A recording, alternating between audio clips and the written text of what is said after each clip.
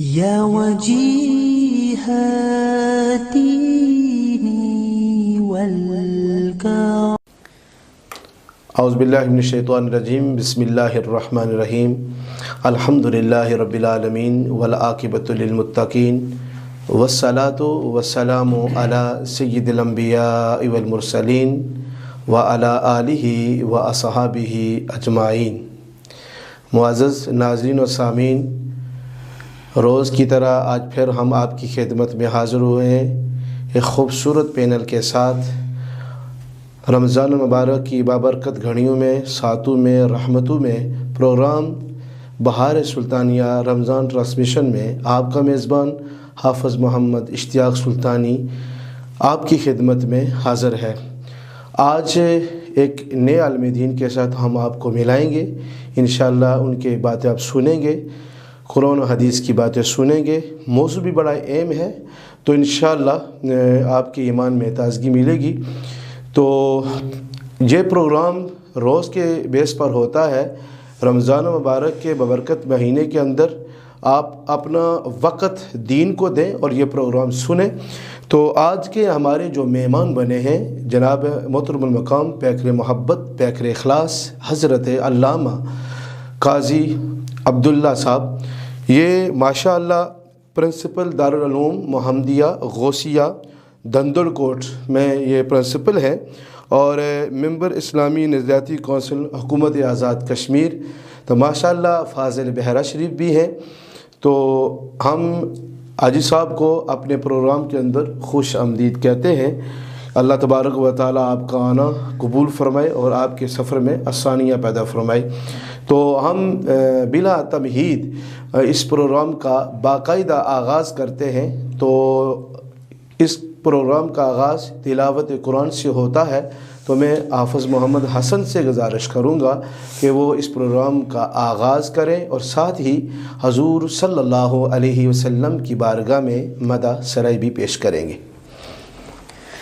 اعوذ باللہ من الشیطان الرجیم. بسم اللہ الرحمن الرحیم. تبت یدا ابی لہب وتب. اللہ اکبر. ما اغنى عنه ماله وما كسب. سبحان اللہ.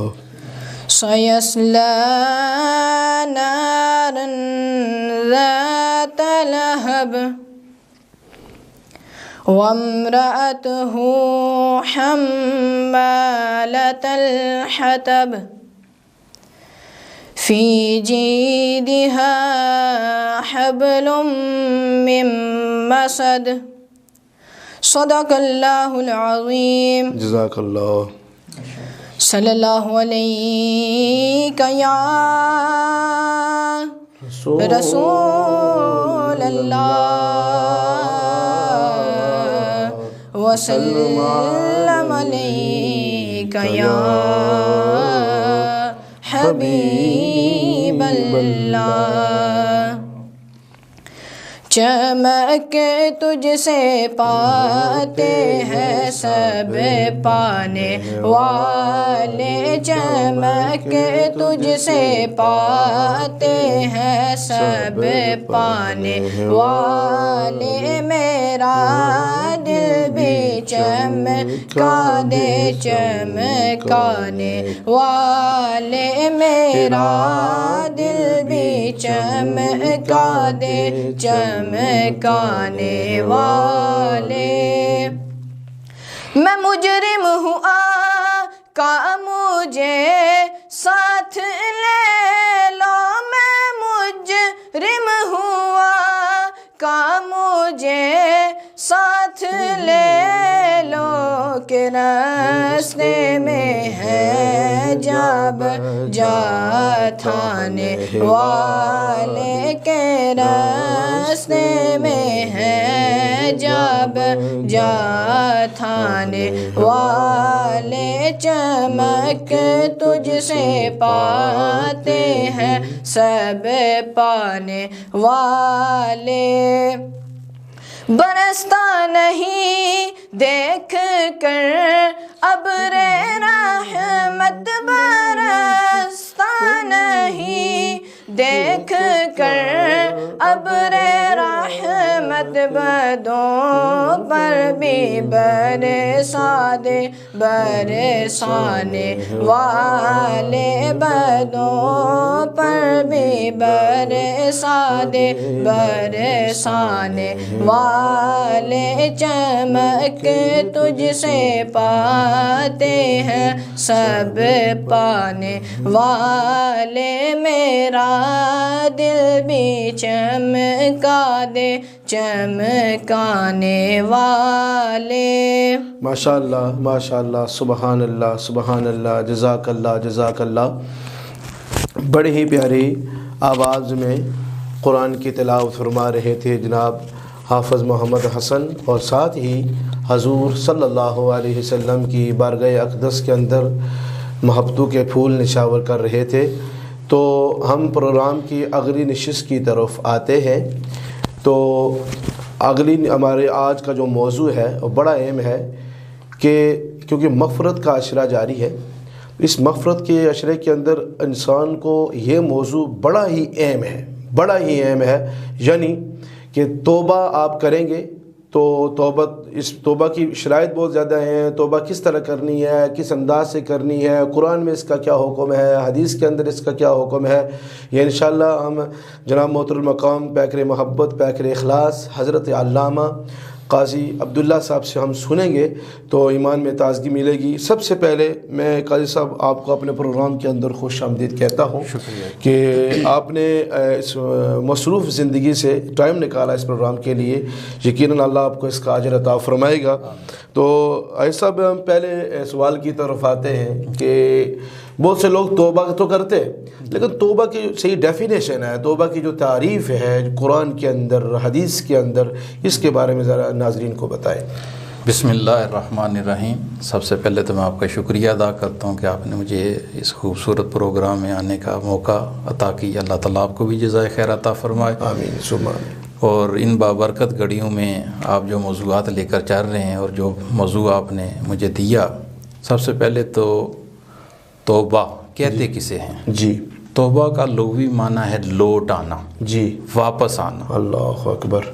यानी इस्तिलाही में हम ये ले लें कि बंदा अल्लाह ताला की नाफरमानी की वजह से जी जिस रवश पे, जिस डगर पे, जिस रास्ते पे चल रहा हो जी जी उसको तर्क करके जी उस रास्ते पे आ जाना जिस रास्ते पे अल्लाह ताला चाहता है कि चले। जी यानी ये समझ लें कि गलत रास्ते को छोड़ के सही रास्ते पे चल निकलना, ये जो है तौबा का मफ़हूम है। जी बिल्कुल। कुरान पाक में है, अल्लाह ताला ने फरमाया तूबू इलल्लाहि जमीअन अय्युहल मुमिनून लअल्लकुम तुफ्लिहून, ए ईमान वालो, ए मोमिनो, अल्लाह की बारगाह में रुजू करो, अल्लाह की बारगाह में तौबा करो ताकि तुम फलाह पा जाओ। जी अब ये बात भी जहन में रहे कि जो मलाइका हैं जी, जो फरिश्ते हैं, अल्लाह की नूरी मखलूक जी, उनके अंदर अल्लाह ताला ने गुनाह की सलाहियत रखी कोई नहीं। जी बिल्कुल ये बात है। जब उनके अंदर गुनाह की सलाहियत ही नहीं तो वो गुनाह कैसे करेंगे? बिल्कुल।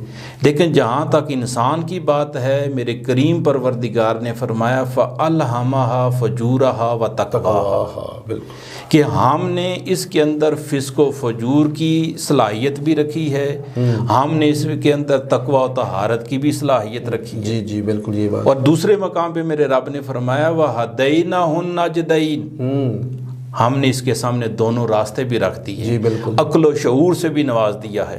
अब ये चाहे तो तौबा के रास्ते पे चलता हुआ, अल्लाह की फर्मा बरदारी के रास्ते पे चलता हुआ दायमी नेमतों के घर जन्नत में पहुँचे। और अगर वो तौबा नहीं करेगा, गलत रास्ते पे चलेगा, तो फिर उसका अंजाम सारे जानते हैं, बैसियत मुसलमान के वो कहाँ जाए। जी बिल्कुल। लामा साहब, साहब ये कि अम्बिया के बाद سب سے مقدس جو جماعت ہے وہ صحابہ کرام کی جماعت ہے۔ تو صحابہ کرام کی جو زندگی ہم پڑھتے آ رہے ہیں، سنتے آ رہے ہیں، علماء سے سن رہے ہیں اور کتابوں میں ان کے واقعات درج ہیں۔ صحابہ کرام کا توبہ کا انداز کیا تھا، پھر صحابہ کے بعد بڑے مقدس، اس کے بعد تابعین ہیں، سلف صالحین ہیں، بزرگان دین ہیں، ان کی توبہ کا انداز کیا تھا، کس انداز سے توبہ کرتے تھے، ان کی کیفیت کا عالم کیا تھا؟ اب یہ ایک دیکھا جائے ایک لمبا موضوع ہے، میں صرف ایک دو باتیں عرض کروں گا۔ جی ایک اللہ والے تھے ہمارے سلف صالحین میں سے، جی ان کا معمول تھا کہ رات کو دیر تک وہ عبادت کرتے۔ جی ایک دن ایسے ہوا دیر تک وہ عبادت کرتے رہے اور پھر رات کے آخری حصے میں ان کی آنکھ لگ گئی۔ جی بالکل۔ جب فجر کا وقت ہوا وہ بیدار نہ ہو سکے، اور جب بالکل فجر کے اختتامی لمحات تھے تو دروازے پہ دستک ہوئی۔ جی جی جی وہ اٹھے، جا کے دروازہ کھولا تو دیکھا سامنے شیطان لعین کھڑا تھا۔ پوچھا تو میرے دروازے پہ کدھر؟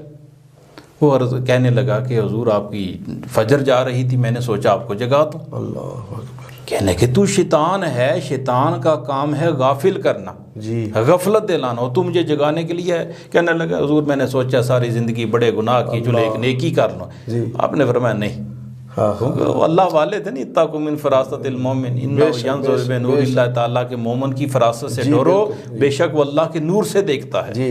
آپ نے فرمایا یہ نہیں ہو سکتا، تو شیطان ہے، تیری فطرت میں یہ چیز نہیں ہے کہ تو جگائے، سچی بات بتا۔ اس نے کہا اچھا حضرت مجبور کرتے ہیں تو پھر سنیں۔ حقیقت یہ ہے کہ آپ کو یاد ہوگا کچھ عرصہ پہلے بھی آپ کی نماز فجر رہ گئی تھی، قضا ہوگی۔ جب آپ بیدار ہوئے، سورج طلوع ہو چکا تھا، تو آپ اللہ کے خوف سے اتنا روئے اور اللہ کی رحمت کو اتنا اپنی طرف متوجہ کر لیا کہ نماز آپ کی ایک رہ گئی تھی، اللہ نے آپ کو 70 نمازوں کا ثواب عطا کیا تھا۔ اور آج اس لیے جگانے آیا ہوں، اٹھیے اور ایک ہی نماز کا ثواب لیجیے۔ جی جی، یہاں سے محسوس کرنا چاہیے کہ شیطان جو ہے کتنا بڑا دشمن ہے انسان کا۔ احمد صاحب، توبہ کے ویسے واقعات تو سوشل میڈیا میں بھرے ہوئے ہیں، کتابوں میں بھرے ہوئے ہیں، لیکن ایسی کوئی بات آج ہمارے ناظرین کو بتائیں کہ جس سے کوئی، جتنے بھی ہمارے پروگرام سن رہے، کوئی ایک کی زندگی بھی اگر جو چینج ہو گئی ہے تو اس کا بہت بڑا اجر ہے۔ کوئی ایسا واقعہ جو زندگی کو تبدیل کرنے والا ہے؟ ایک حدیث پاک ہے، حضور نبی کریم صلی اللہ علیہ وآلہ وسلم تشریف فرما ہیں، جبرائیل امین حاضر خدمت ہوئے، عرض کرنے لگے یا رسول اللہ صلی اللہ علیہ وسلم، یہ اسلام کا ابتدائی زمانہ، اور آپ جانتے ہیں کہ جو اسلام کا ابتدائی زمانہ بڑی تکالیف، بڑی آزمائشیں اور کفار کی بڑی ایذا رسانیاں، تو بڑی وہ آزمائش کا دور تھا۔ تو عرض کرنے لگے کہ یا رسول اللہ 2 آپشن ہیں، جدید زبان میں کہہ لیں 2 آپشن ہیں۔ ایک تو یہ کہ یہ جتنے پہاڑ ہیں یہ سارے سونے کے بنا دیے جائیں، نہ صرف سونے کے بنا دیے جائیں بلکہ یہ بن کے آپ کے ساتھ چلیں، آپ جہاں چاہیں اٹھائیں، خرچ کریں، اور یہ جو کفار آپ کی مخالفت کرتے ہیں، یہ جب آپ کا معجزہ دیکھیں گے اور اتنا مال و دولت آپ کے پاس دیکھیں تو کھنچے ہوئے چلے آ جائیں گے، آسانیاں پیدا ہو جائیں گی۔ ایک تو یہ ہے، اور دوسرا یہ ہے کہ یہ چیز نہ لیں بلکہ اس کی جگہ یہ لے لیں کہ قیامت تک کے لیے آپ کی امت کے لیے توبہ کا دروازہ کھول دیا جائے۔ اللہ اکبر۔ اللہ کے پیارے رسول جو رحمت للعالمین بھی ہیں، انیس الغریبین بھی ہیں، شفیع المذنبین بھی ہیں، آپ نے فرمایا جبرائیل اللہ کی بارگاہ میں جا کے عرض کر، میں طائف کے بازاروں میں پتھر کھا سکتا ہوں، اللہ، میں احد کے میدان میں دندان شہید کرا لوں گا، لیکن میں یہ چاہتا ہوں کہ قیامت تک میری امت کے لیے توبہ کا دروازہ کھول دیا جائے۔ سبحان اللہ، توبہ کا دروازہ۔ سبحان اللہ۔ اب اگر وہ پہاڑ سونے کے بن جاتے اس کا فائدہ کہاں تھا؟ دنیا میں، لیکن یہ جو توبہ کا دروازہ قیامت تک کھل گیا ہے، اس کا فائدہ ہمیں آخرت میں۔ اللہ اکبر۔ اس لیے جو ہے اللہ کی ذات وہ ہے کہ جب بندہ اللہ کی بارگاہ میں رجوع کرتا ہے تو یہ عمل اللہ کو بڑا پسند ہے۔ یا آگے والی بات یہی ہے جو میں پوچھنا آپ سے چاہتا تھا کہ اللہ کس بات پر زیادہ خوش ہوتا ہے؟ تو میرے خیال میں آپ نے پہلے ہی تشریح کر دی کہ اللہ جو بندہ گناہ کرنے کے بعد پھر توبہ کی طرف آتا ہے، اور ایسی توبہ کہ جیسے توبۃ النصوحہ، بہترین توبہ جو ہے، جو اس کے بعد کبھی بھی گناہ کی طرف نہ آئے، اس سے اللہ بہت زیادہ خوش ہوتا ہے۔ تو آگے یہ ہے کہ علامہ صاحب کی انسان کو دن کے اندر کتنی بار توبہ کرنی چاہیے، نماز کے بعد توبہ کا انداز کیسا ہونا چاہیے، ذرا اس پر روشنی ڈالی جی۔ ویسے تو حدیث پاک میں آتا ہے حضور نبی کریم صلی اللہ علیہ وسلم ہر روز 100 دفعہ توبہ کرتے تھے، حالانکہ آپ تو معصومان الخطا ہیں، گناہوں سے پاک ہیں، تو ہمیں ہر وقت توبہ کرنی چاہیے۔ آپ نے نماز کا ذکر کیا، ہم سلام پھیریں تو اس وقت بھی ہمیں یہی کہنا چاہیے اللہ اکبر استغفر اللہ استغفر اللہ۔ اللہ بندہ سوچے میں نے نماز پڑھی ہے، اللہ کی عبادت کی ہے، اس سے اچھا عمل کیا ہو سکتا ہے؟ لیکن یہاں بھی استغفار کیوں؟ اس لیے تاکہ یہ اصل میں اللہ بندے کی طرف سے عجز کا اظہار ہے، یا اللہ میں نے تیری عبادت تو کی ہے لیکن تیری عبادت کا حق ادا نہیں کر سکتا۔ اللہ والے تھے، اللہ کو راضی بھی کرتے تھے اور جتنا راضی کرتے تھے، شیخ سعدی علیہ رحمہ نے بڑا خوبصورت واقعہ لکھا، بیان کرتے ہیں کہ ہم حرم کعبہ میں تھے، عشاء کی نماز پڑھی، ہم نے ایک شخص کو دیکھا کعبے کے سامنے آ کے سجدہ ریز ہو جاتا ہے، رونا شروع کرتے تھے، اور اس کے رونے میں اتنا درد ہے کہ جو بھی طواف کرتے ہوئے قریب سے گزرتا ہے اس کی آنکھوں میں بھی آنسو آ جاتے ہیں، کعبے کے در و دیوار جو ہیں وہ سمجھ لیں افسردہ ہو جاتے ہیں، روتے اور رو رو کے کہتے ہیں یا اللہ مجھے بخش دے، یا اللہ مجھے بخش دے۔ اور جب آدھی رات کا وقت گزر گیا ان کے الفاظ میں تبدیلی آئی اور کہنے لگے یا اللہ اگر تو مجھے نہیں بخشتا تو پھر قیامت والے دن مجھے اندھا کر کے اٹھانا، رسول اللہ کی بارگاہ میں مجھے شرمسار نہ کرنا۔ اللہ اکبر۔ اب شیخ سعدی فرماتے ہیں لوگ کٹھے ہوئے، ان کو ہلایا، نہ اٹھے، پکڑ کے زبردستی بٹھایا، رو رو کے ان کی آنکھیں سرخ ہو چکی تھی، کہنے لگے اے شخص تو کہاں سے آیا ہے، تو کون ہے؟ اللہ تو بڑا رحیم ہے، بڑا کریم ہے، بڑے بڑے گناہ معاف کر دیتا ہے، تو نے کون سا ایسا پاپ کر لیا ہے جو ساری رات جو ہے تو روتے ہوئے گزار دی، تیرے وجہ سے دیکھ لو پورا حرم سوگوار ہے، کعبے کے در و دیوار سوگوار ہے۔